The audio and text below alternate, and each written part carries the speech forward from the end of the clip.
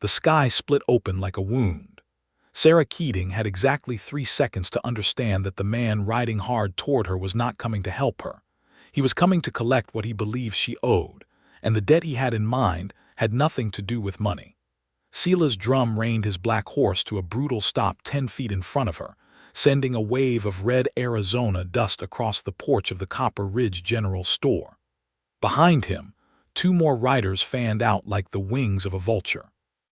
The afternoon light had turned the color of a bruise, and somewhere in the distance, thunder rolled across the flat desert land like a cannon shot fired from the belly of God himself. Sarah did not run. She had learned over the last 8 months in Copper Ridge that running only told men like Sela's drum that you were worth chasing. "Your brother signed a paper," Sela said, not raising his voice because he did not need to. His voice was the kind that settled into a room and stayed there, cold and oily and permanent. "That paper says the Keating land belongs to me now. I am here to collect." "My brother signed nothing." Sarah kept her chin up. "Thomas was not in his right mind when you put that pen in his hand, and every soul in this town knows it." Sela smiled. It was the worst kind of smile, the kind that didn't reach anything behind his eyes. He swung down from his horse with the slow, deliberate patience of a man who had never once been told no and had no understanding of the concept. He took 2 steps toward the porch, and then Wesley Calloway stepped between her and the storm. He came from nowhere and everywhere at once, from the shadow of the alley beside the general store, a tall man with sun-darkened skin and a silver badge catching the last wild light before the sky broke open. He did not draw his gun. He did not need to. His whole body was a declaration of consequence, planted in the dirt between Sarah and Sela's, like something God had driven into the earth with a hammer.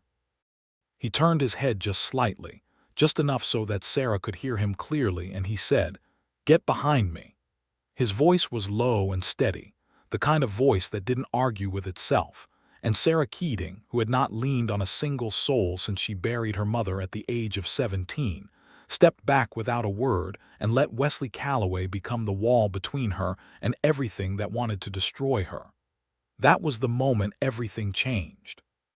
But to understand why it mattered so much, you have to go back to where it all began, to a train platform in Cincinnati, Ohio, to the winter of 1882, and to a letter that arrived with red Arizona dust already pressed into its crease. The letter came in November, when the Ohio River was wearing its first skin of ice, and Sarah Keating was wearing the same wool dress she had worn every day for 2 years because there was no money for another. She was 24 years old, and she was tired in the way that people get tired when they have been holding everything up for too long. Her brother Thomas had gone west in the spring of 1880, drawn by the same dream that pulled so many young men with hollow pockets and full hearts into the territories. He had written faithfully at first, letters full of red rock and wide sky, and a small cattle operation that was doing well enough to give a man hope. Then the letters slowed. Then they stopped. This letter was not from Thomas. It was from a man named Deputy Roy Hatch of Copper Ridge, Yavapai County, Arizona Territory, and it said in plain and terrible language that Thomas Keating had fallen gravely ill, that he was alive but not well, that the land he had built was in danger from forces the deputy could not fully explain in a letter, and that if Thomas had family, they ought to consider coming soon. Sarah read it twice standing at the window with the cold light coming in gray and flat, and then she folded it carefully and went to the jar behind the loose brick in the kitchen fireplace and counted what was inside. $31.40. A train ticket to Flagstaff cost $22. She had enough. She would have just enough. She packed what she owned into a single trunk and a canvas bag, a spare dress, her mother's Bible, a photograph of Thomas taken before he left, young and laughing and so full of the future it hurt to look at, a small pistol that her father had taught her to shoot when she was 12, a Remington single-action with a cracked grip that she had never once fired at anything but tin cans. She left Cincinnati on a Wednesday in November 1882, and by the time she arrived at the train junction in Flagstaff and transferred to the stagecoach that ran south toward Copper Ridge, it was December, and the Arizona high country was cold in a way that surprised her, cold and dry and electric, nothing like the damp gray cold of Ohio. The stage ride took 2 days. She arrived in Copper Ridge on a Thursday afternoon, and it was the most honest-looking, dishonest little town she had ever seen. Wide Main Street, a row of wooden storefronts that leaned slightly into each other like tired old men, a church at the north end with a bell tower that had no bell in it, and a sheriff's office at the south end with a light burning in the window even in full daylight. She found Thomas at the home of a woman named Mee Coldwell, who ran a boarding house 3 blocks off the main street. Thomas was in a back room, thin as winter grass, lying in a bed that swallowed him. He had typhoid fever, the real and ugly kind, and he had been fighting it for 6 weeks. He looked at her with eyes that were relieved and ashamed in equal measure. "Sarah." His voice was barely more than a breath. "You shouldn't have come." "Of course I should have." She sat on the edge of his bed and took his hand, which was hot and dry as paper. "Hush now, I am here." She stayed by his side through the first difficult week, helping me change the cloths, making broth from whatever she could find, reading to him from the Bible when he was too weak to sleep but too feverish to think. Slowly, painfully, Thomas began to turn the corner. By Christmas he could sit up. By the new year he could walk to the window. But the land problem, the shadow that Deputy Hatch had mentioned in his letter, that was something else entirely. Thomas told her about Sela's drum in pieces, the way you tell someone about a thing that scares you, circling it, backing away from it, never quite landing on the center of it. Sela's drum had come to Copper Ridge 2 years ago with money from somewhere no one could trace, and a land acquisition company that operated under 3 different names depending on who was asking. He had started buying up parcels along the Copper Creek water corridor, which was the only reliable water source in a 40-mile stretch of territory. Water meant survival in this country, and Sela's drum understood that before most people understood, they were already in danger. Thomas had been approached twice with offers he had refused. Then he had gotten sick. And then, while he was delirious with fever and barely conscious, someone had visited his room and walked out with something that looked very much like a signed document transferring the deed to his 300 acres. Thomas didn't remember signing anything. He didn't remember anyone visiting. But the document existed, and it bore what appeared to be his signature, and Sela's drum had already filed it with the county recorder in Prescott. "There has to be a way to fight it," Sarah said. "If you were not competent when you signed it, if you signed it at all, then the signature is not valid." Thomas looked at her with the eyes of a man who had been west long enough to know the difference between law that existed on paper and law that existed in practice. Sela's drum has 3 lawyers in Prescott and 2 judges who owe him favors. "Sarah, this is not Cincinnati." She had gone to the sheriff's office the next morning. She was expecting someone old and worn down and comfortable with compromise, the kind of lawman who lasted in a place like this because he had learned the art of looking the other direction. What she got instead was Wesley Calloway. He was 31 years old, tall and lean in the way of men who work hard and eat practically and spend most of their time outdoors. He had dark hair that needed cutting and gray eyes the color of November sky, and he was sitting at his desk reading a report when she walked in. But he stood up immediately, which surprised her, because most men in her experience did not stand up when a woman entered a room unless they were trying to impress someone important. "Morning," he said. "Can I help you?" "My name is Sarah Keating. My brother is Thomas Keating, who owns the parcel on the south side of Copper Creek.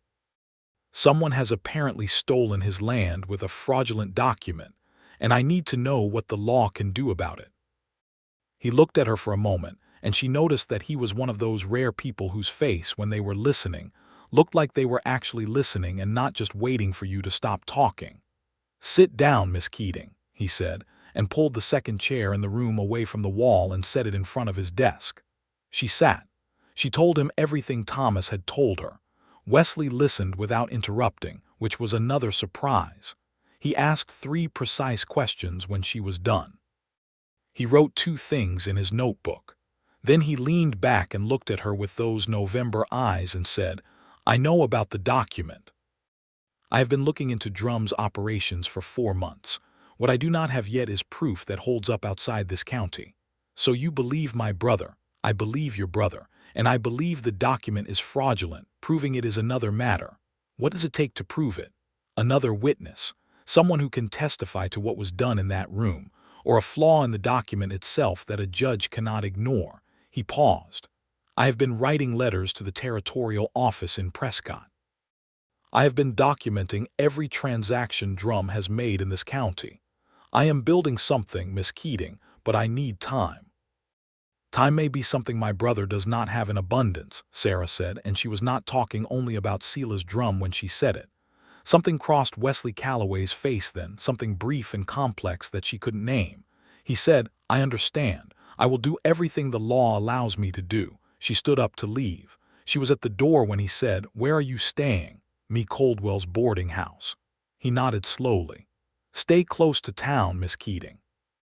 Drum is not a man who likes complications, and your presence here makes things complicated for him." She turned and looked at him over her shoulder. "Good," she said.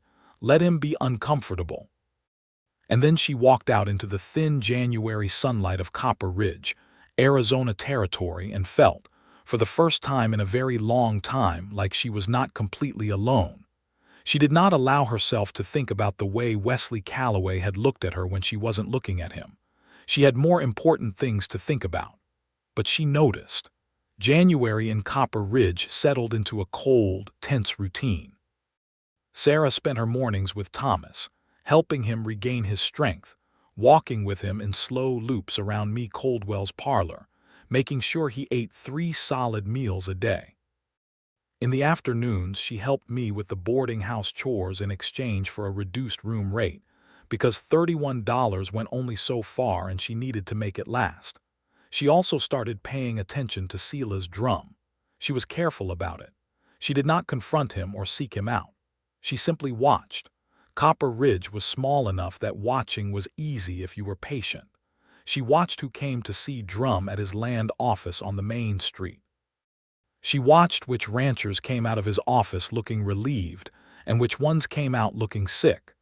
She wrote names in a small notebook she kept in her coat pocket, dates and times and what she observed. She ran into Wesley Calloway 3 times in that first week, twice by accident and once because she walked to his office to share what she had written down. He read through her notes with the kind of focused attention that made her feel like what she had done actually mattered, and then he looked up and said, "You would have made a good investigator, Miss Keating." She felt heat rise in her neck and was annoyed at herself for it. "I am just paying attention," she said. "Most people don't." He handed the notebook back carefully, and their fingers touched for the briefest possible moment, and neither of them said anything about it. "There is a rancher named Paul Reeves on your list, Tuesday afternoon, 30 minutes. Do you remember what he looked like when he came out?" "Pale," she said, "and he walked to his horse very fast and didn't look back." Wesley nodded. "Paul Reeves has been holding out against Drum for 18 months. If Drum is putting pressure on him now, it means he is running short on patience." He looked at the window at the pale winter street outside, "which means he will try to move faster than he had planned." "Is that dangerous?" she asked. He looked back at her with those honest gray eyes. "Everything about Silas Drum is dangerous," he said. "That has been true from the beginning. The only difference now is the timeline."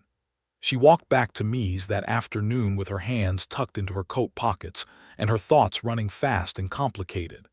She was thinking about the case, about Thomas, about the list of names in her notebook. But underneath all of that, like a current moving under still water, she was thinking about Wesley Calloway's voice and the way he said everything he meant and seemed to mean everything he said, and how genuinely rare that was in a human being. Thomas noticed things even from a sickbed. "You have been to the sheriff's office 3 times this week," he said on a Friday evening when she was reading to him. "I have been sharing information that may help the case," she said without looking up from the Bible. "He is a decent man," Thomas said, with the particular casualness of someone making a remark they have been preparing for a while. "He appears to be," Sarah said. Thomas was quiet for a moment. Then, with the exhausted wisdom of a sick person who has had nothing to do but think, "You deserve decent, Sarah. You always have. You just never let yourself want it."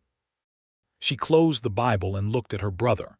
He was still too thin, still too pale, but his eyes were clear and present in a way they had not been when she arrived.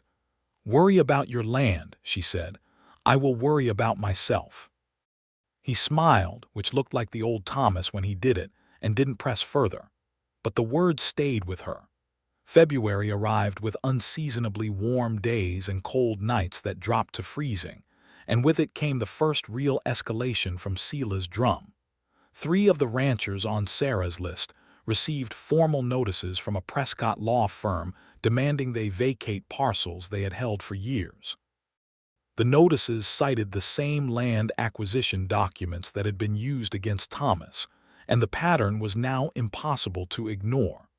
Wesley filed a formal protest with the Yavapai County Court, citing documented irregularities in the land transfer process.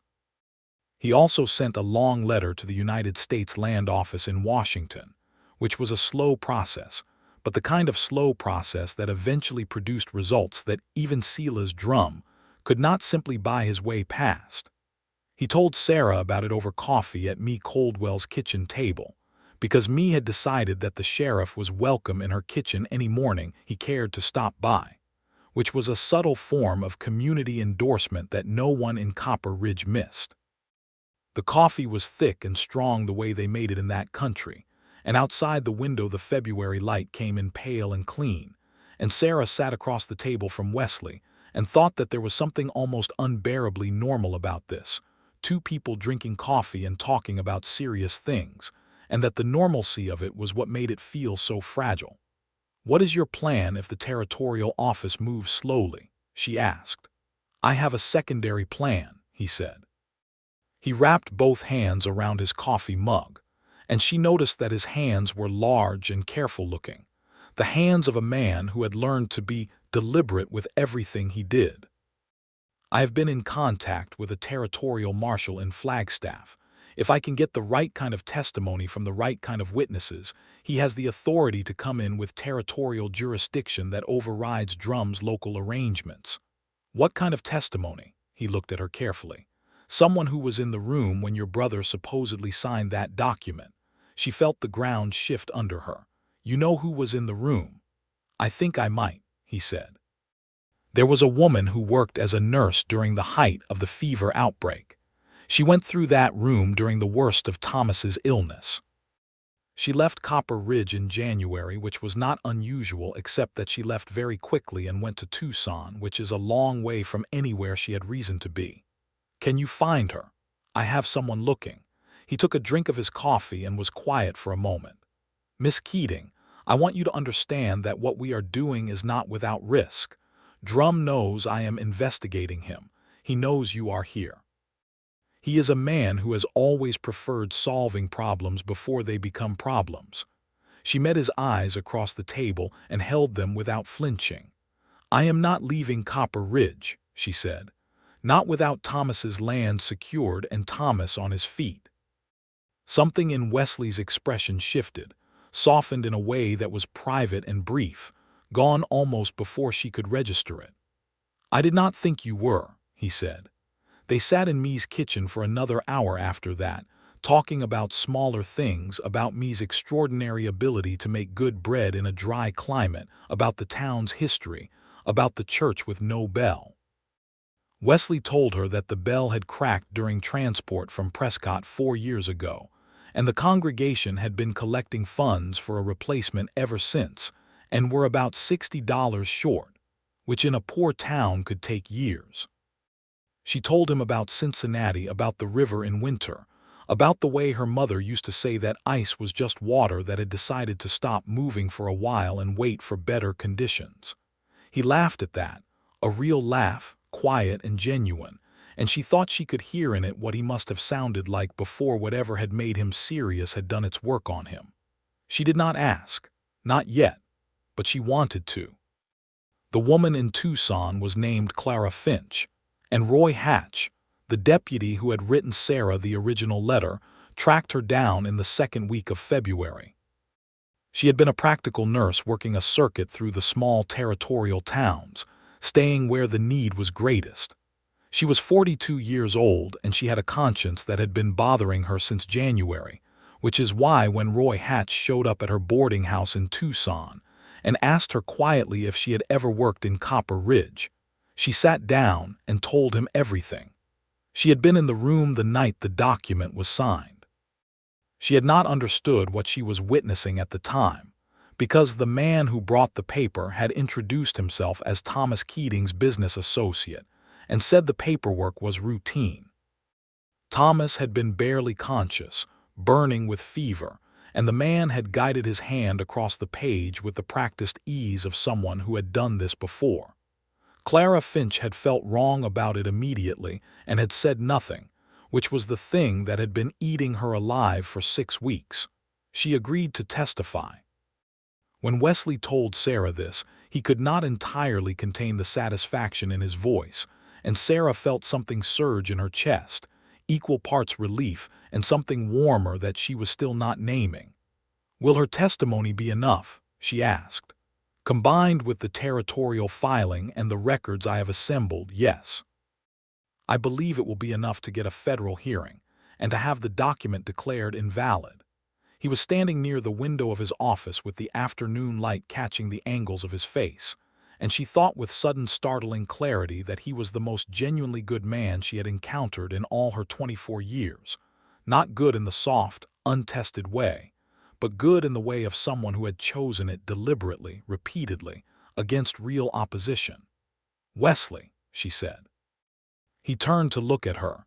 She had not used his first name before.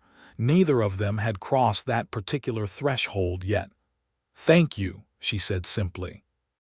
He was quiet for a moment in a way that felt full rather than empty. "I have not done enough yet to deserve the thanks," he said. "You have done more than enough to deserve it. I am giving it regardless." Another of those private shifts moved across his face. He looked at her steadily and then said, with a carefulness that suggested it cost him something, "Your brother is lucky to have you." "My brother is unlucky to need me," she said, "but I am glad I came." The silence between them after that felt like a held breath, like something that wanted to be said from both directions simultaneously, but was not quite ready to be said yet. She walked home in the warm February evening, and the air smelled like red earth and juniper, and something she couldn't name, and she thought about all the things she had not allowed herself to want for so long that she had almost forgotten what wanting felt like. Then March arrived, and Sela's drum made his first real move. It came in the form of a warning delivered to me Coldwell's boarding house by one of Drum's riders, a young man who left a folded note on the porch that said, in language that was legally careful enough to mean nothing in court but personally clear enough to leave no doubt, "Any woman interfering in lawful land transactions in Yavapai County would find herself without a place to stay and without a friend in the territory." Sarah read the note and brought it directly to Wesley. He read it. His jaw tightened. He set it on his desk very deliberately, which was, she was beginning to understand. What he did instead of showing anger made himself very still and very deliberate. "He is watching you," Wesley said. "I assumed he was." "Sarah," he used her first name this time and it landed differently than she expected, with weight and intention. "I need you to be careful, not because I think you are incapable of handling yourself, because Drum uses other people's carelessness as a tool, and I would prefer he not have that tool where you are concerned." She looked at him across the desk. "Are you worried about me?" The question was direct enough that it took him a second to respond to it. "Yes," he said, with the same simple honesty he applied to everything. "I am worried about you." They looked at each other across the desk of the Copper Ridge Sheriff's office with the March wind pressing against the window, and something that had been building between them for 2 months pressed back with equal force. Sarah said, I am not very good at being worried about. I had noticed, he said. And then, before either of them could decide what to do with what was happening in that room, the door opened and Deputy Roy Hatch came in with an urgent look on his face and a telegram in his hand, and the moment dissolved like sugar in warm water. The telegram was from the Flagstaff Marshal's office. Clara Finch had given her formal deposition. The territorial office had agreed to review the land transfer documents in question. A federal hearing had been scheduled for the first week of April in Prescott. Thomas was going to get his land back. That evening, Sarah went to Thomas's room and sat on the edge of his bed and told him about the hearing, and her brother, who was looking more like himself every week, pulled himself up straight against the headboard and pressed his hands over his face for a long moment. "I cannot believe it," he said. "You can," she said. "Wesley has been building this case for months. Clara Finch was the key." Thomas lowered his hands and looked at her. His eyes were wet, which he made no attempt to conceal. "Wesley," he repeated. "Sheriff Calloway," she said with complete dignity. Thomas smiled. The old Thomas smile, the one from the photograph. "Sure," he said. She ignored him with considerable grace and squeezed his hand. But Silas Drum was not a man who waited for courts to tell him what he could not have. The hearing was 3 weeks away, and he knew it. And in those 3 weeks, he proved himself to be exactly the kind of man Wesley had always said he was, one who solved problems before they became problems. The first thing he did was try to discredit Clara Finch by spreading word through his connections in Prescott that she was a woman of unreliable character, which was a lie and a common one, the kind routinely deployed against women whose testimony inconvenienced powerful men. Wesley anticipated this and had already sent letters to 3 Tucson physicians who had worked alongside Clara Finch, attesting to her competence and integrity. The second thing Drum did was make an offer to Paul Reeves that was impossible to refuse, enough money that Reeves, who had 4 children and a failing crop year, accepted it. One less neighbor to testify. Wesley absorbed this loss and refocused on what they had. The third thing Drum did was come to the general store porch on a windy March afternoon with 2 of his riders, and find Sarah Keating standing there with a list of supplies she was collecting for Me's kitchen, and decide that it was time to have a direct conversation. And that is where we came in. Wesley stepped between her and the storm, and he said, "Get behind me," and Sarah stepped back, and the sky above them turned the color of a bruise as the first real March wind of the season came ripping through Copper Ridge like it was trying to tear the town apart. Silas Drum looked at Wesley for a long moment with the particular cold assessment of a man calculating odds. His 2 riders had their hands near their guns but not on them, which was the precise language of threat without legal cause. "Sheriff," Drum said pleasantly, "just having a conversation with a concerned citizen." "I can see that," Wesley said.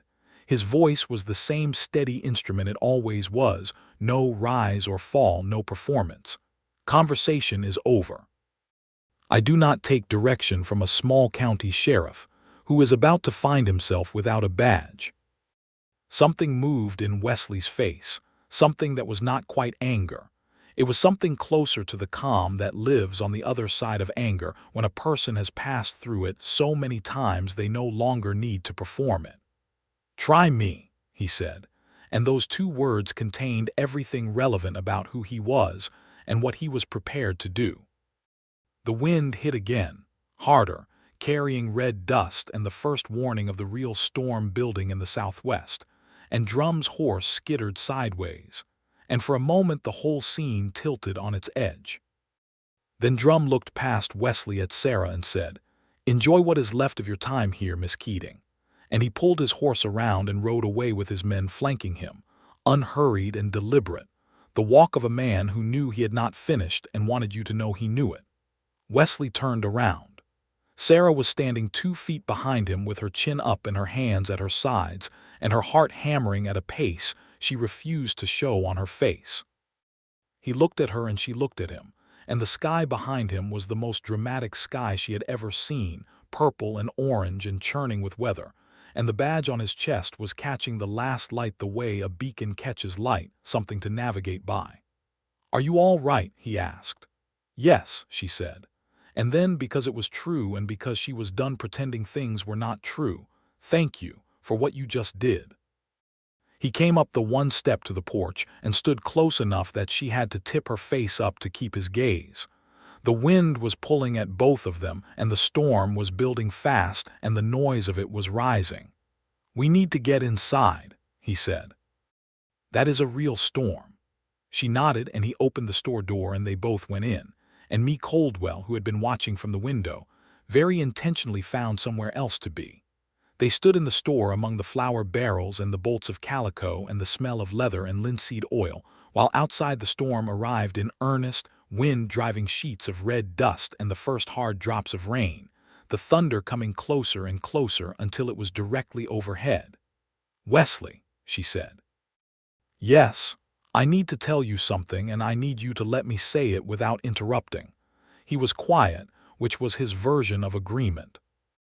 "I have been trying very hard not to feel what I feel," she said, "because I came here for my brother, and because feelings have always been a distraction I could not afford. But you are the most honest person I have ever met, and the most genuinely good one, and I do not know what that means for when this is over, when Thomas's land is back and I have no practical reason left to be here. But I cannot stand here and not say that I feel it." The thunder cracked directly above them, and they both looked up at the ceiling instinctively and then back at each other. And there was something almost absurd about the timing of it, and Sarah laughed unexpectedly, a short, surprised laugh. Wesley Calloway smiled. It was the fullest smile she had seen from him, the kind that rearranged his whole face and showed her briefly the man beneath the badge and the responsibility. "I have been trying not to feel it too," he said. "I am not very good at it." "Neither am I," she admitted. He reached out and took her hand, both of them, the way you take someone's hands when you mean it seriously. His hands were warm despite the cold that was coming in around the edges of the door. "I have a dark past," he said, which was the most direct and personal thing she had heard him say and clearly cost him something. "I need you to know that before anything goes further. There are things in my history that are not clean." She looked at him steadily. "Tell me," she said. "Not now if you are not ready, but tell me." He nodded slowly. The storm outside was doing extraordinary things. The rain was coming hard now, drumming on the wooden roof of the store, and the light inside had dropped to something warm and orange from the single lamp on the counter. "There was a woman before," he said. "In Kansas, 7 years ago. I was a deputy, young and full of certainty. She was married to a man I should have arrested 2 years before I actually did. By the time I finally acted, she had been hurt in ways she could not recover from. She left Kansas. I never knew where she went. I have carried that failure ever since, and it is part of why I am here, why I built myself into a different kind of lawman, the kind who does not wait until it is too late." Sarah listened to all of it. She felt the weight of it, genuine and real, the weight of a man who had made a costly mistake in his youth and had chosen to let it make him better instead of bitter. "And the badge," she said. "How did you come to Copper Ridge?" "Marshal Everett Quinn recruited me in 1879. He had a reputation in the territory, and I had a reputation in Kansas, and he said he needed someone willing to take a hard post with a complicated situation." Drum had already started acquiring land by then. He paused. "What Quinn did not tell me, and what I learned quickly, was that Quinn himself had made an arrangement with Drum in the early days, a hidden arrangement before he understood who Drum really was. Quinn has been trying to work free of that arrangement ever since, and his recruitment of me was part of how." Sarah absorbed this. The pieces of it fell into place with a logic that made sense. "Does Drum know about Quinn's arrangement?" "He does, which is why Drum said I would soon find myself without a badge. He intends to expose Quinn's early dealings to discredit the entire investigation." "Can he do that?" Wesley's gray eyes were steady and serious. "He can try, but the federal hearing operates above Quinn's jurisdiction.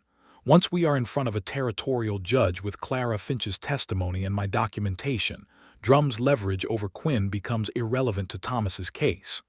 She thought about all of it for a long moment, holding his warm hands in the lantern-lit store with the storm outside, and then she said, "You have been carrying all of this alone." "That is the job," he said. "No," she said quietly. "That is the version of the job where you do not trust anyone enough to carry it with you."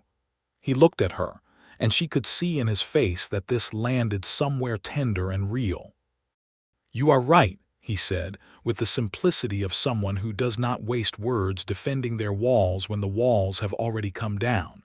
"I have not been good at trusting." "Neither have I," she said. "We could practice."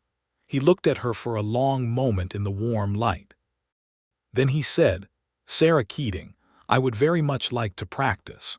And he lifted one of her hands and pressed it briefly to his lips, which was formal and old-fashioned and exactly right. And she felt the warmth of it move all the way up her arm and into the center of her chest, where she had been keeping everything locked up for much too long. The storm raged for 2 hours and then passed, the way Arizona storms do, suddenly and completely, as if they had never been. The town emerged from the wet, red streets smelling of rain and desert, which is the most particular and beautiful smell in the world. Wesley walked her back to Me Coldwell's that evening, and at the door of the boarding house they stood on the porch and said good night with the careful and electric politeness of two people who are aware that everything has changed and are choosing to move into that change at a pace that respects its weight. "The hearing is in 3 weeks," he said. 3 weeks, she agreed. Her voice was steadier than she felt. "After the hearing," he said, and then stopped. "After the hearing," she said, and waited. "I would like to ask you something after the hearing," he said. "If the outcome is what I believe it will be."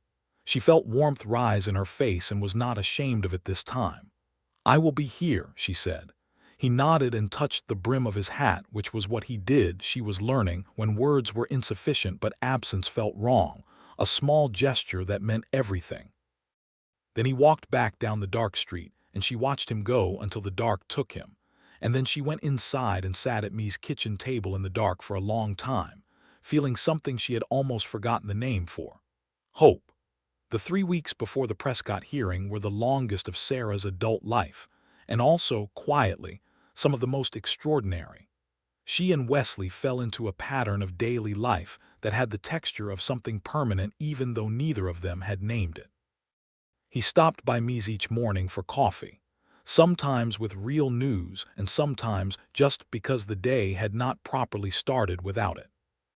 She brought him lunch twice, which was a statement understood by everyone in Copper Ridge without a word being spoken, because in a small frontier town, a woman bringing a man his midday meal was a declaration clearer than any courthouse document. Thomas recovered steadily and started asking questions about the ranch that indicated his mind was turning back toward the future, which was the best possible sign. He also observed Wesley's morning visits with the quiet satisfaction of someone who has wanted something for another person for a long time and is watching it arrive. Sarah learned more about Wesley in those 3 weeks than she had learned in the whole previous 2 months.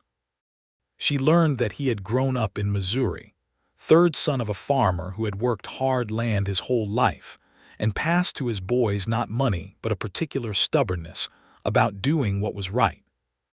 She learned that he had been a deputy in Abilene before Kansas, that he had come to law enforcement not because of glory but because order genuinely mattered to him in a deep and not entirely explainable way, the way music mattered to some people, as a thing the world needed, and that he was suited to provide.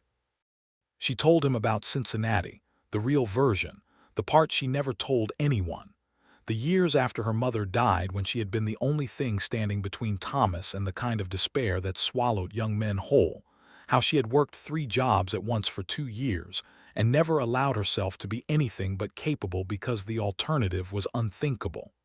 "You have been someone's anchor for a very long time," Wesley said. "Someone had to be," she said. "You deserve to be someone's harbor for a change," he said, and it was the most romantic thing anyone had ever said to her, rendered even more powerful by the fact that he said it simply, without ornament, as a plain observation about an obvious truth. She looked at him across Me's kitchen table on a Thursday morning in mid-March and thought, with complete and terrifying clarity, that she was in love with this man. Not the breathless, destabilizing love of novels, though it was that too, but something deeper and more architectural, the kind of love that wanted to be built into the structure of daily life, permanent and load-bearing. She did not say it. Not yet. She was still practicing. But she stopped trying not to feel it. The week before the hearing, Sela's drum made his last move. He did it through legal channels, which was the smart approach and the one that was hardest to fight quickly.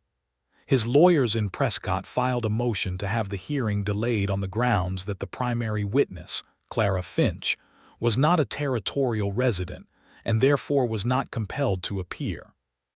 It was a technical argument and a thin one, but thin arguments filed on a Thursday could push a hearing back by weeks in a territorial court system that was already stretched thin. Wesley spent an entire day writing the response, working at his desk from before dawn until past dark. Sarah came by in the afternoon and he did not look up when she came in, just waved her toward the chair and kept writing. She sat and read a newspaper and occasionally handed him things he needed without being asked: the inkwell, his second pen when the first ran dry, a cup of coffee she made in the small pot on his wood stove. At some point after dark, he put down his pen and rubbed his eyes and looked at her with an expression that was tired and grateful in equal measure. "Thank you," he said. "For staying. Thank you for fighting," she said. "For all of it, for my brother and for every other rancher Drum has been trying to take from." He stretched his neck and rolled his shoulders and said, "I have been thinking about something. Tell me. When this is resolved, I mean when Thomas's land is settled and the case against Drum is formally filed and my job here is what it should be rather than what it has been, I want to ask you if you would consider staying in Copper Ridge."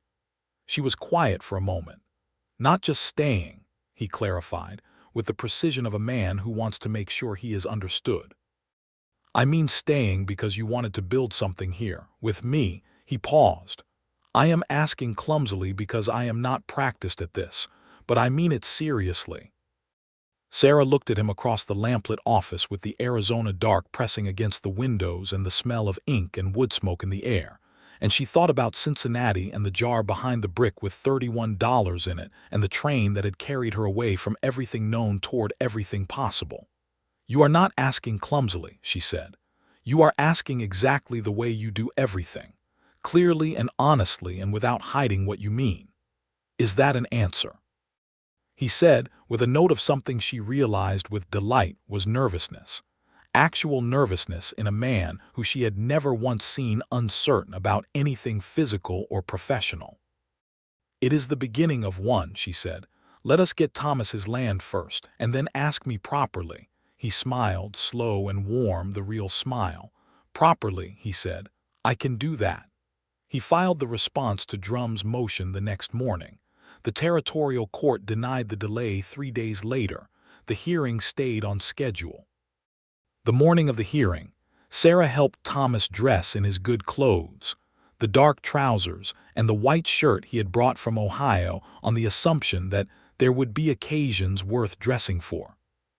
He was still thinner than he should have been, but he stood straight, and there was something returned to his eyes that she recognized as the brother she had known before all of this. "Ready?" she asked. "I have been ready since November," he said. Wesley had arranged for the stagecoach, and they made the trip to Prescott, he and Sarah and Thomas and Roy Hatch, on a cold and crystalline April morning that was so beautiful it seemed intentional, as if the day itself understood the stakes and had dressed accordingly.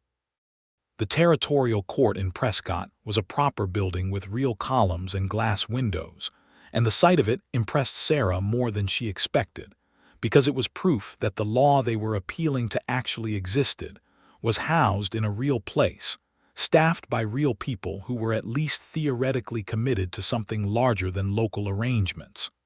Clara Finch was already there when they arrived.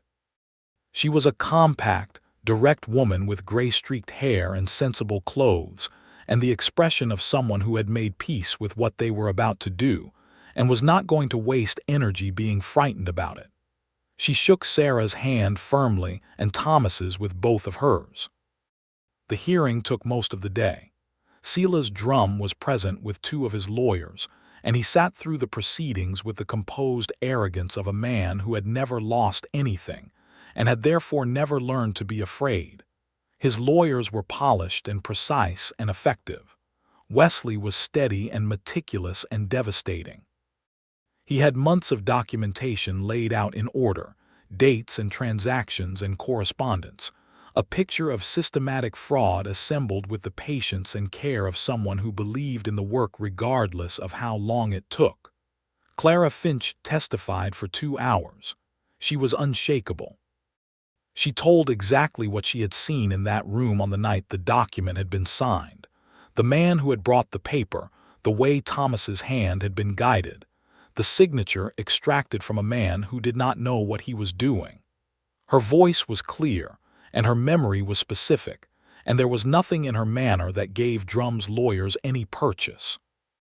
The territorial judge, a man named Morrison who had the face of someone who had heard every kind of story and could identify truth by its particular texture, listened to everything without expression, and asked questions that suggested he had understood every nuance and was simply confirming what he already saw.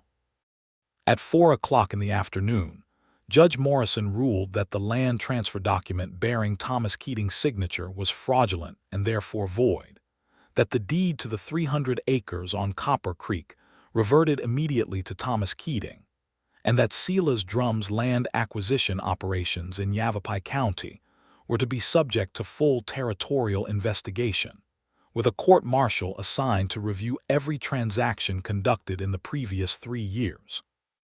Silas Drum stood very still when the ruling was read. His face did not change. But something went out of him like a light, and Sarah watched it happen and felt not triumph exactly, but a deep and settling satisfaction that had to do with justice being the thing it was supposed to be. Thomas made a sound that Sarah had never heard him make before, a short, rough sound that had no clean category but contained the entirety of the last 8 months, and she reached for his hand under the table and held it. Wesley was sitting beside Roy Hatch at the far end of the table, and he did not look at the judge or at Drum, but at Sarah. And when their eyes met across the room, something passed between them that was a private and complete conversation carried entirely without words. They rode back to Copper Ridge that evening, the 4 of them, in the late light that turned the desert gold, and Thomas slept against the stagecoach window with his mouth slightly open and the most peaceful expression on his face that Sarah had seen in almost a year. Roy Hatch read the newspaper. Outside the window, the saguaro cactus stood in their patient rows against the darkening sky. Wesley and Sarah sat across from each other in the coach, and she watched the country go by beyond his shoulder and thought about $31.40 in a jar, and the particular kind of courage it takes to pick up your whole life and carry it somewhere new because someone you love needs you. "You know," she said quietly so as not to wake Thomas, "when Deputy Hatch's letter came, I had exactly enough money for the train ticket, not more." Wesley was looking at her with his full attention the way he did when she talked. "I thought I was going west to save my brother," she said. "I did not think anything else was possible. I had not let myself think anything else was possible for a very long time." He said nothing, but his eyes said everything necessary. "I was wrong," she said. "About what was possible?" "Yes," he said simply and completely.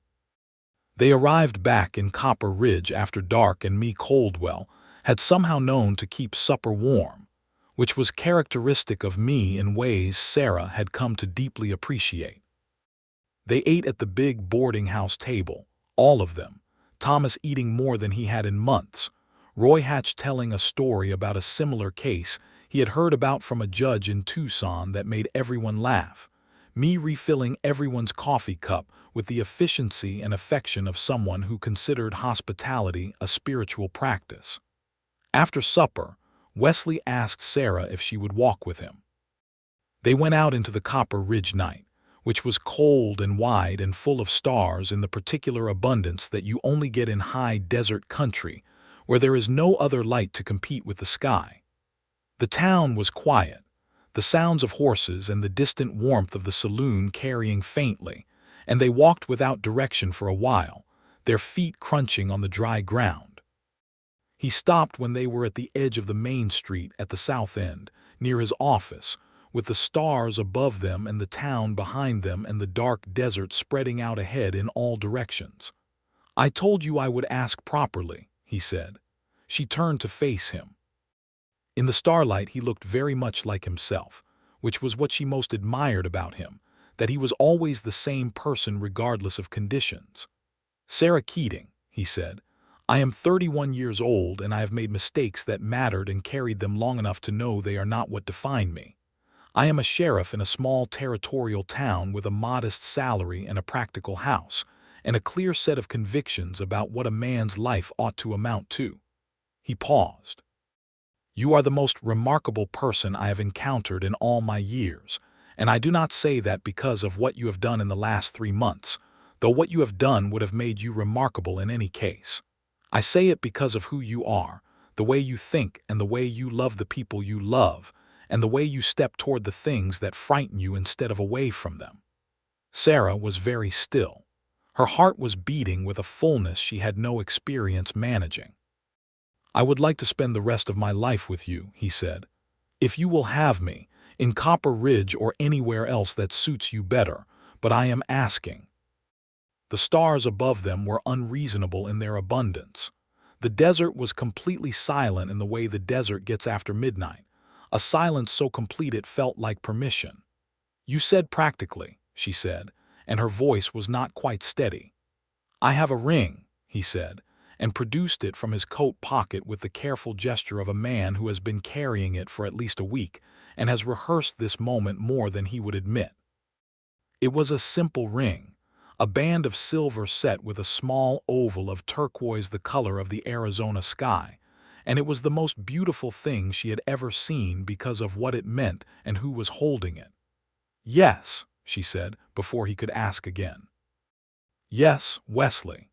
He put the ring on her finger and then he stood up from the slight bend he had taken, and she stepped forward, and he put his arms around her, and she put her face against his chest, and felt the steady beat of his heart against her cheek, warm and real and right.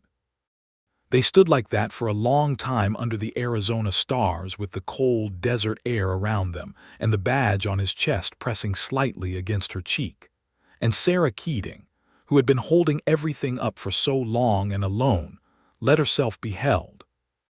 The wedding was planned for June, which gave everyone in Copper Ridge enough time to be thoroughly involved in the preparations, a project Me Coldwell undertook with the organizational energy of a woman who had been waiting for something worth organizing. Thomas was well enough by April's end to begin riding out to his land, which was still standing as it had always been, the small cattle operation intact because Drum had not bothered to touch the operational side, only the legal.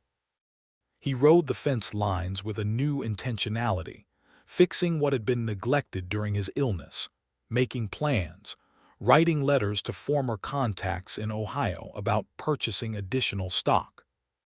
He also developed an emphatic opinion about Wesley Calloway as a brother-in-law, which he expressed by following Wesley around the sheriff's office on Tuesdays asking questions about territorial law, which Wesley answered with patient thoroughness, which only encouraged Thomas further. "Your brother," Wesley said to Sarah one Wednesday morning over coffee, with the tone of a man who finds something bewildering and endearing simultaneously, has an extraordinary number of questions about the legal framework governing water rights. "He is interested in law now," Sarah said. "He told me last week he is thinking about reading for it." Wesley looked at her with something between alarm and amusement. "He would be very good at it," he said, after a moment. "He would be devastating at it," Sarah agreed. "He has the memory and the stubbornness." They exchanged a look that was the look of two people who share a private language being built in real time, and Sarah felt the warmth of it all the way to her fingertips. April gave way to May and May to a June morning that arrived like a gift, clear and warm with a soft wind that carried the smell of sage and juniper and the baked earth that had been absorbing Arizona sun since March. Sarah dressed in Me's best bedroom, in a dress that Me and the two Caldwell sisters from the next block had spent 3 weeks making, a deep blue wool chally with white cotton cuffs and collar that was the most beautiful thing Sarah had owned since she stopped counting what she owned and started counting what she built. Me stood back and looked at her with her hands folded and her eyes bright. "You are a beauty, Sarah Keating," she said. "I am an anxious woman in a good dress," Sarah said.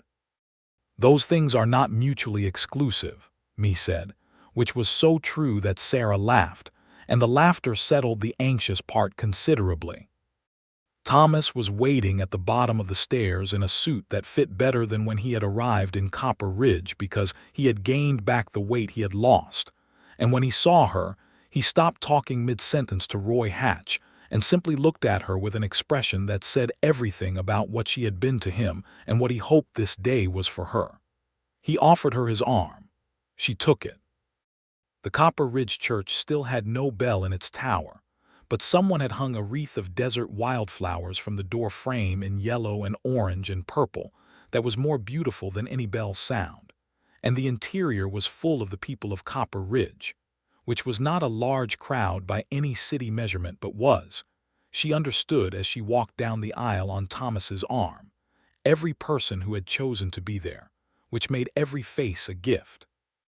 Wesley was standing at the front with the town's preacher, Reverend Miles Totham, who had the kindly weathered face of a man who had seen the territory in its most difficult years and had kept faith with people anyway. Wesley was wearing his good coat and his badge was not pinned on, which was intentional and noticed, not the sheriff today, just the man.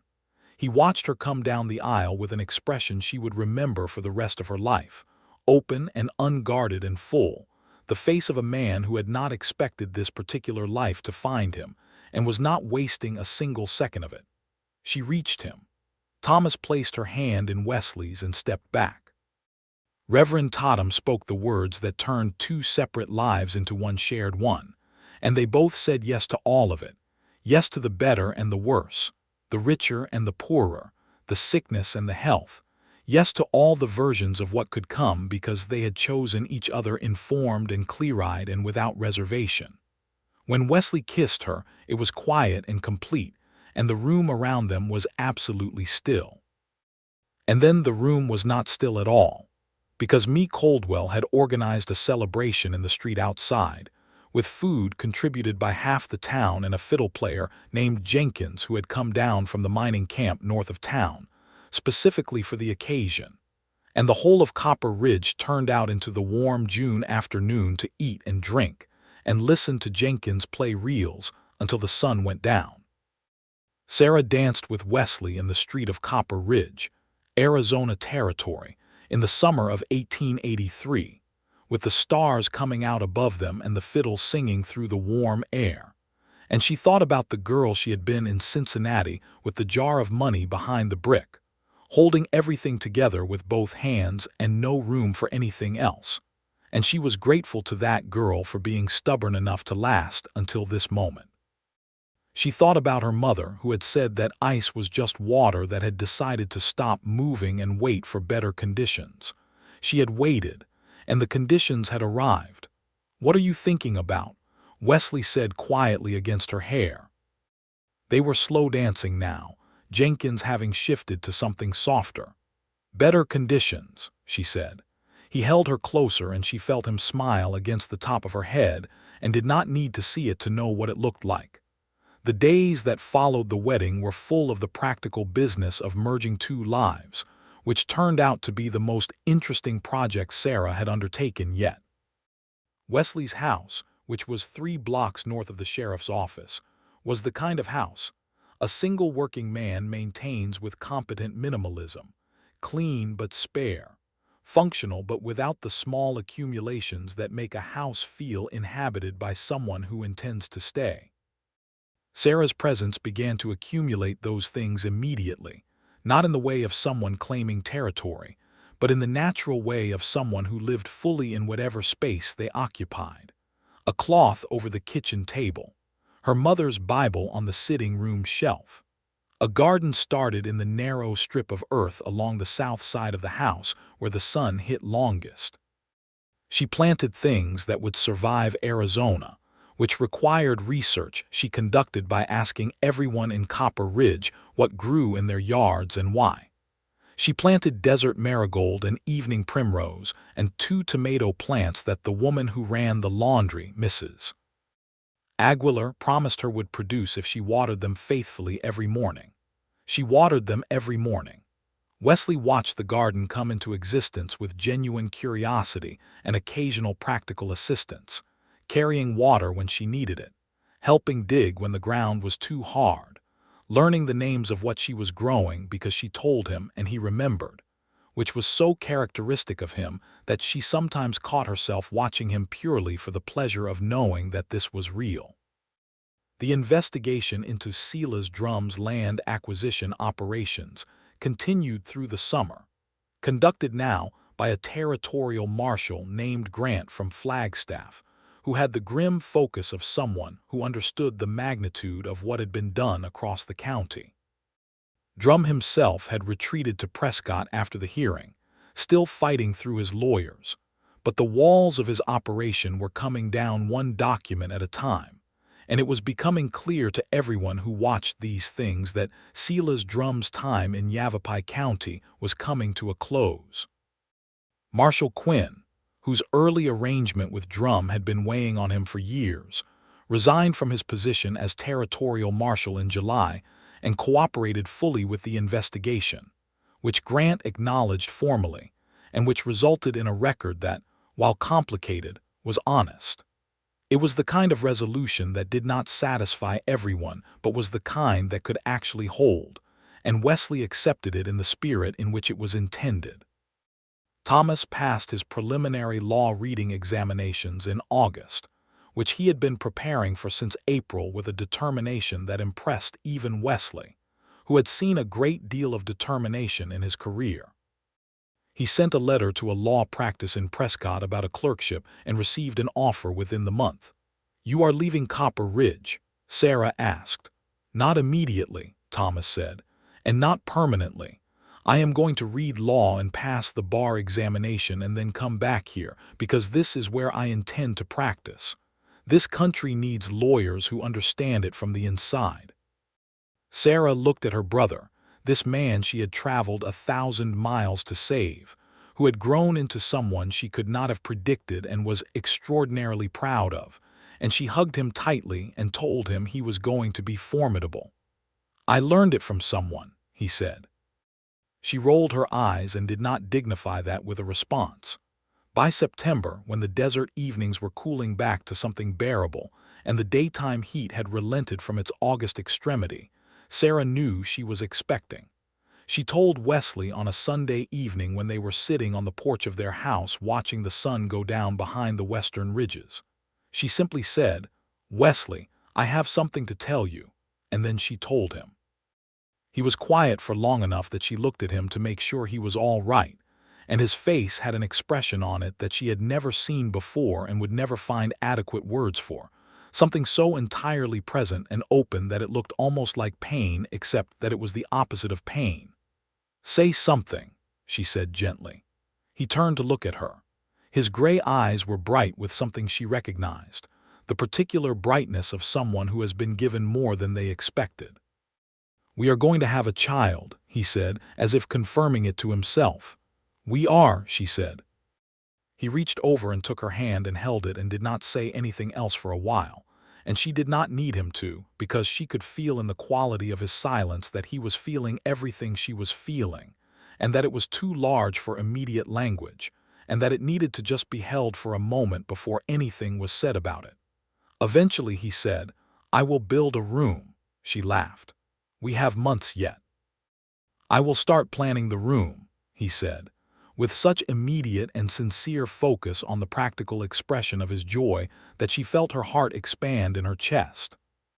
He built the room in October, With Thomas helping on the weekends, Thomas was still in Copper Ridge before the Prescott clerkship began.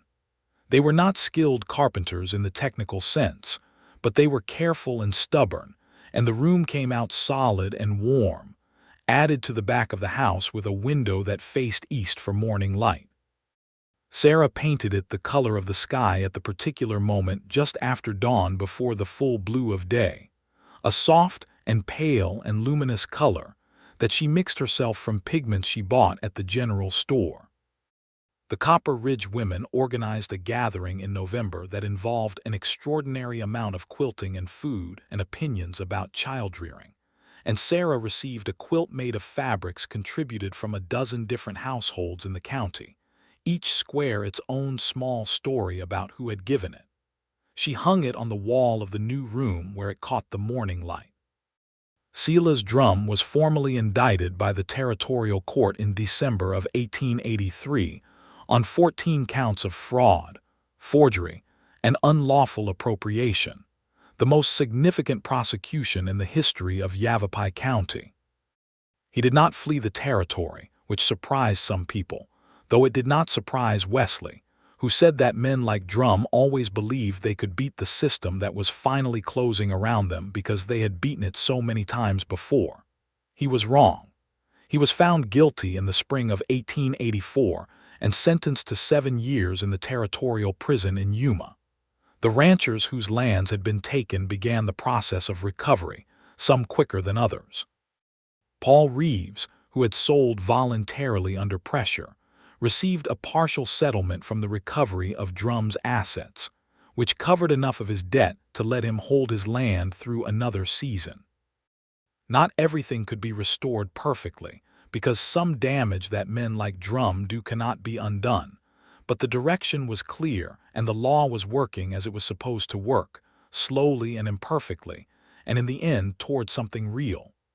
Thomas left for Prescott and his clerkship in January of 1884, which was the week before Sarah's baby was due.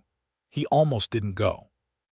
"Thomas," she said, with the infinite patience of a woman in the final stage of a pregnancy who is being fussed over by her brother, "I have a husband, a midwife, and every woman in Copper Ridge standing by.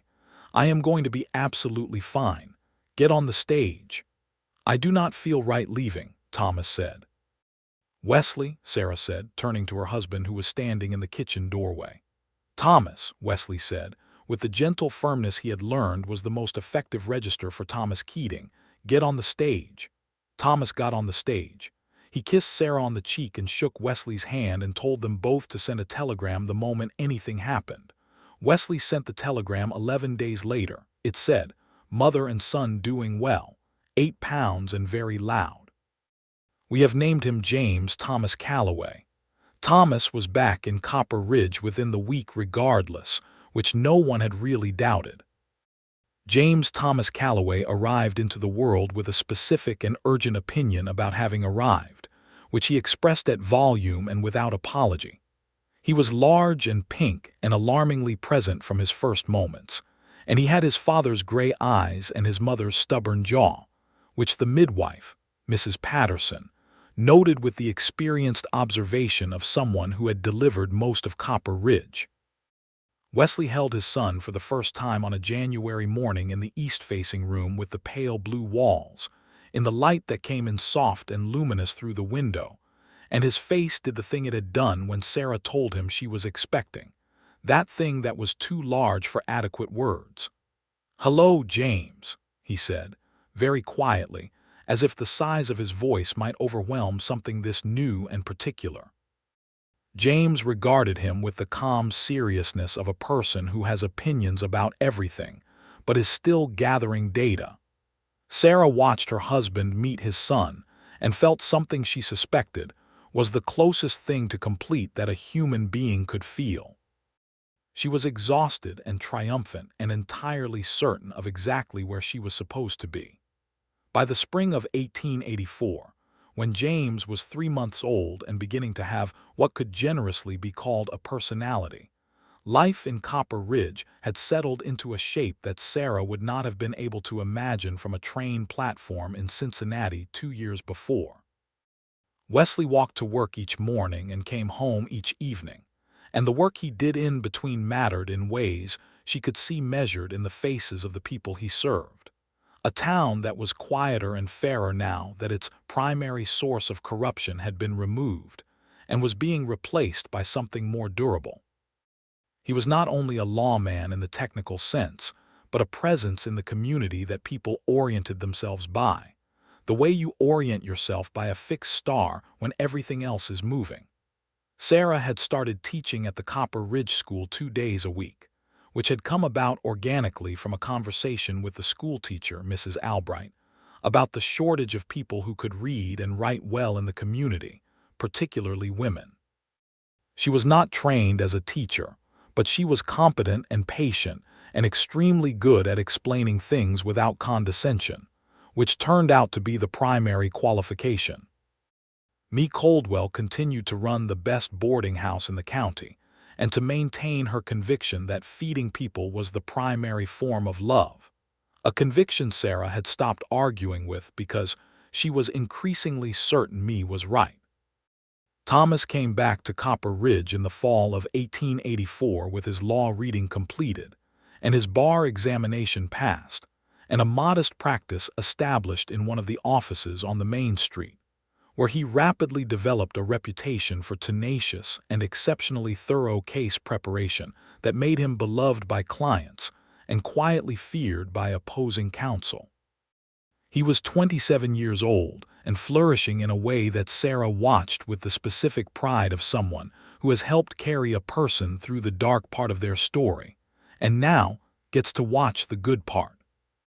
He also, in the spring of 1885, began spending considerable time at the general store for reasons that seemed loosely related to a young woman named Dora Marsh, who worked the counter on Tuesdays and Thursdays, and who had the sharpest mind and quickest laugh in Copper Ridge, as Sarah could attest, having come to know her through the school committee. Sarah mentioned nothing to Thomas about this, which cost her an exercise of remarkable restraint.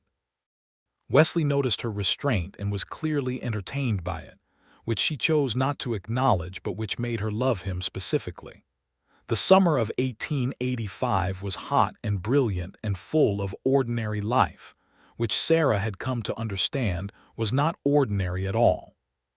James, who was 18 months old, had reached the phase of his existence where locomotion was his primary interest, and everything within reach was a legitimate object of investigation. And the Calloway house required a specific kind of alertness that Sarah had not previously understood was a parenting skill. Wesley took James on his Saturday morning rounds through town once James could walk steadily enough, which the citizens of Copper Ridge received as a weekly event of communal delight, because the sight of the tall, serious sheriff conducting his official business with a small, very focused child holding his hand was one of those small perfections that made a community feel like itself. At some point during those Saturday rounds, which Sarah heard reported back to her in detail by me and Mrs. Albright and Mrs. Aguilar and everyone else who had witnessed them, Wesley would always stop at the church, not to pray, or not only to pray, but to look at the bell tower. In September of 1885, the congregation of Copper Ridge Community Church achieved its final $60 for the new bell, contributed in significant part by a donation from the proceeds of Sela's drum's confiscated assets, which the territorial court had distributed among the injured parties of Yavapai County, and which several of those parties had quietly redirected toward the church fund, because some things are worth ringing for. The bell arrived from Phoenix on the 1st of October, 1885, carried by a wagon and requiring 6 men to haul it up into the tower, Wesley among them, which James watched from Mee's arms below with an expression of profound scientific interest. When the rope was pulled for the first time and the bell rang out across Copper Ridge into the wide Arizona morning, Sarah was standing in the church yard with her son on her hip, and the sound of it went through her like something fundamental, like something that had been waiting to be said. Wesley came down from the tower with red dust on his coat and found her immediately, the way he always found her immediately in any space, the way you move toward the person who is your fixed point. "Did you hear it?" he said. "All of Yavapai County heard it," she said. He put his arm around her, and James grabbed his father's collar with one small, determined fist, and the bell rang again above them, and the people of Copper Ridge stood in the October sunlight listening to it. This sound they had been saving for. This sound that meant they were here and they were building something, and they intended to continue. By the winter of 1885, Sarah knew they were expecting again. She told Wesley the same way she had told him the first time, quietly and directly on the porch in the evening light. He had the same response, the same fullness that was too large for language, and then he said with complete seriousness, "I will plan the addition."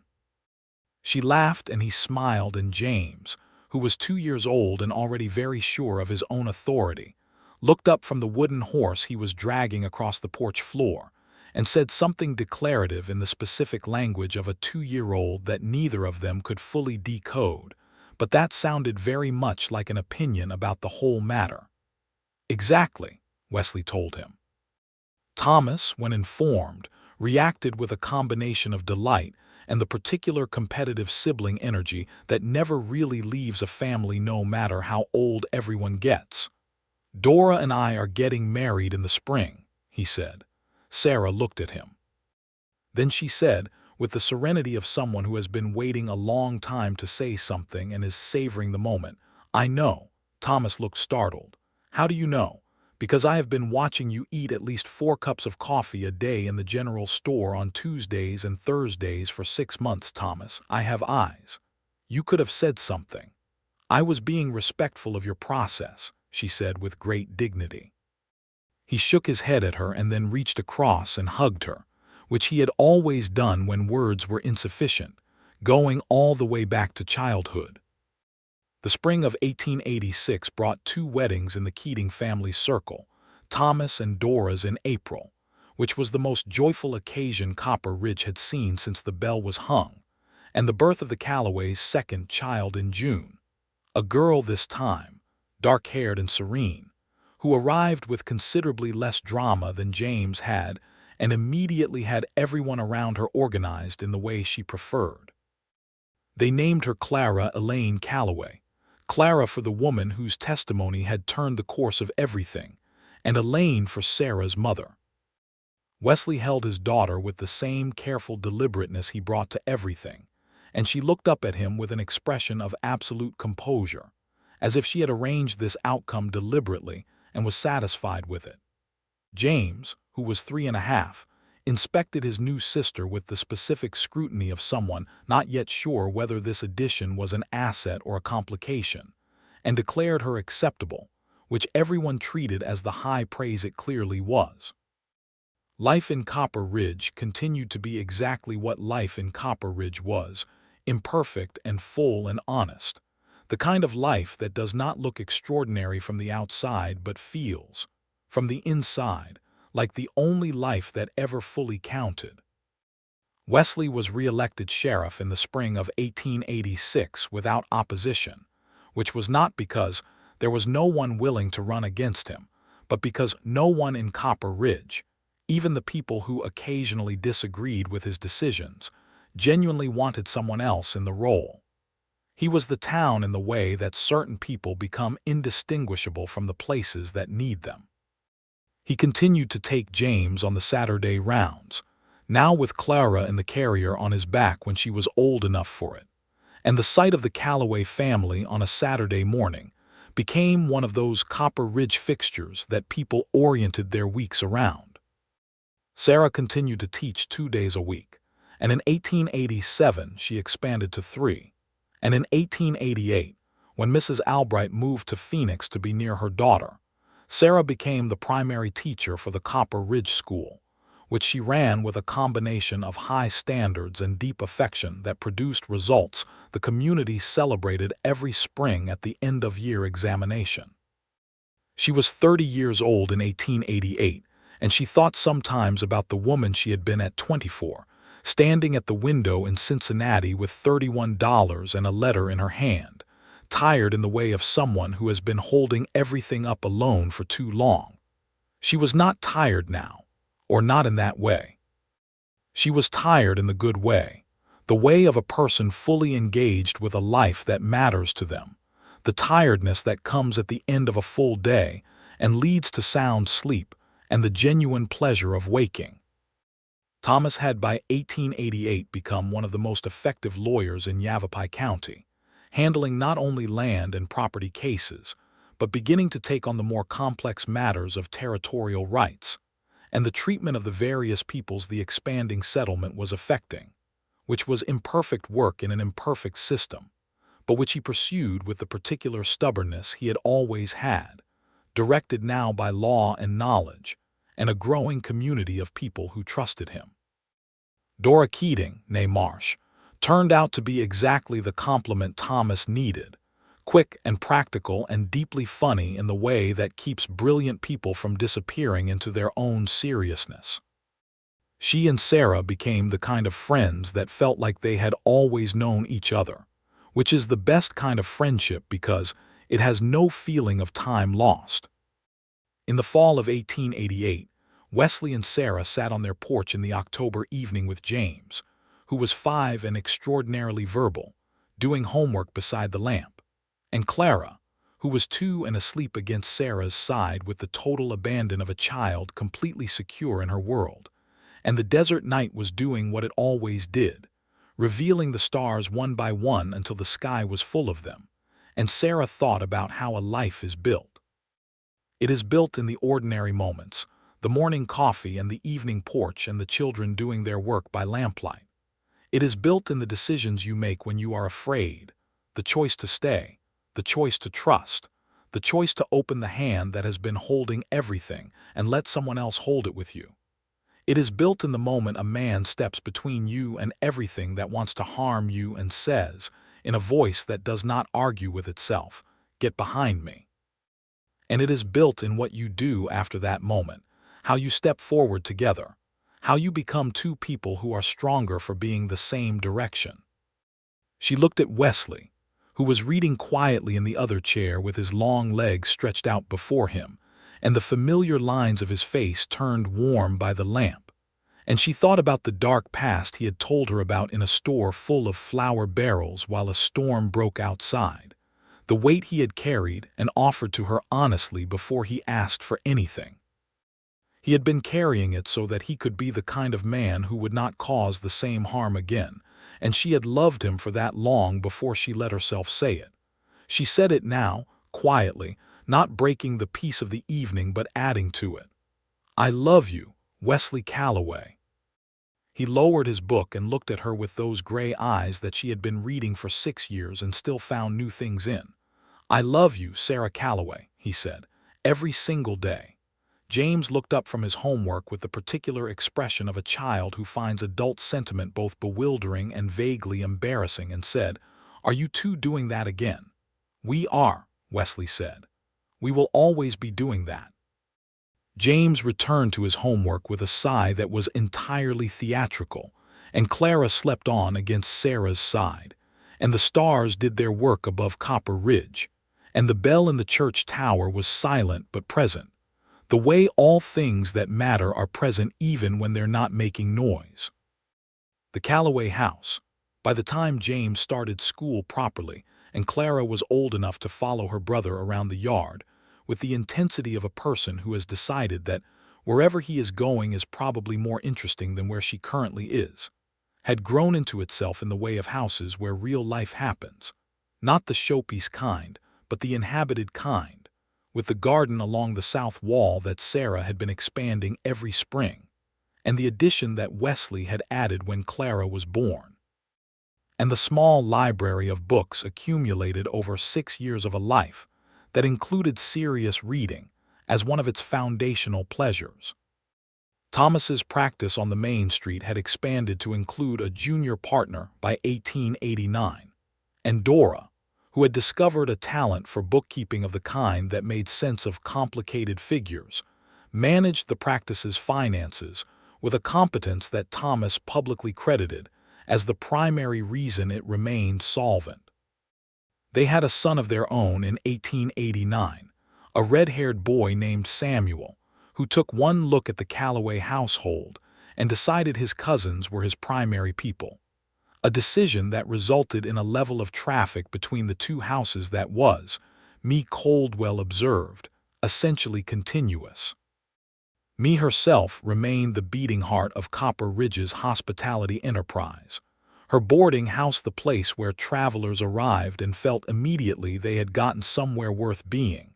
Her kitchen table the place where the community's news was processed, and its problems discussed, and its small victories celebrated. She adopted both Calloway children as unofficial grandmother in the way of women who have enough love for more than biology provides, and both children accepted this arrangement as obviously correct. In the autumn of 1889, a photographer passed through Copper Ridge from Phoenix, one of the itinerant portrait makers who traveled the territories with their equipment and their dark tents, and Sarah arranged for a family portrait, which required getting James to hold still for the several seconds the exposure demanded, which was the most ambitious project she had undertaken since arriving in Arizona. The photograph showed them on the porch of their house, Wesley standing with his hand on Sarah's shoulder and James in front of them with the serious expression of a child imitating adults, and Clara on her mother's knee with the composed look of someone entirely comfortable with being the center of a picture. Sarah kept this photograph on the mantel above the fireplace, next to her mother's Bible and the small Remington pistol with the cracked grip that she had never fired at anything but tin cans. She looked at it sometimes and thought about the letter that had started everything, the deputy's careful words, "If Thomas has family, they ought to consider coming soon." She had come soon. She had come with $31 and a canvas bag, and a heart that was more used than it knew and more capable than she believed. She had come because she loved her brother. She had stayed because she found something she had not been looking for, the kind of truth that can only be found when you are not looking for it, when you are moving towards something else with your head down and your hands full, and you look up one afternoon in a storm, and there is a man standing between you and everything difficult, solid as something driven into the earth by a hammer, turning to say, in a voice that means exactly what it says, "Get behind me." And you step back, and you let him. And then, because the real love story is not the rescue but what comes after, you step forward together, into the ordinary, extraordinary life of two people who have chosen each other clear-eyed and fully informed, who have nothing hidden between them, who have built their home out of the truth of what they are, and the work of what they do every day, and the stubborn and renewable joy of waking up next to someone who is always, always, entirely themselves. The bell rang in the Copper Ridge church tower on Sunday mornings and could be heard, on a clear day, all the way to Thomas Keating's land on the south side of Copper Creek, which was green with winter rye and well-fenced and entirely his. It could be heard at the Calloway house, where the garden was putting out the last of the autumn marigolds. It could be heard at Me Coldwell's, where the coffee was always on and the door was always open. It rang over a town that was imperfect and real and continuing to build itself out of the materials available, red rock and clear sky, and the stubborn human will to make something worth keeping.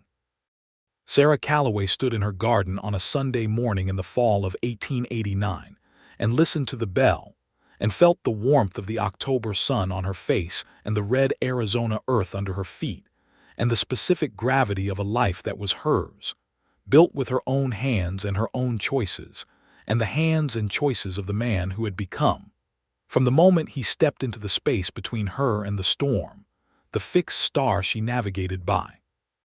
Wesley came to the door of the house behind her with James beside him and Clara on his arm, Sunday morning, the four of them about to walk to church together the way they did every week, and he looked at her in the garden with the light on her, and she turned and looked at him, and what passed between them needed no words, had not needed words for years, because they had built a language together more complete than words could carry. "Ready," he said. She walked back to him through the marigolds, took Clara from his arm, and they walked down the street of Copper Ridge into the Sunday morning, the family they had made together, under the Arizona sky that went on forever in every direction, and the bell in the tower rang and rang and rang.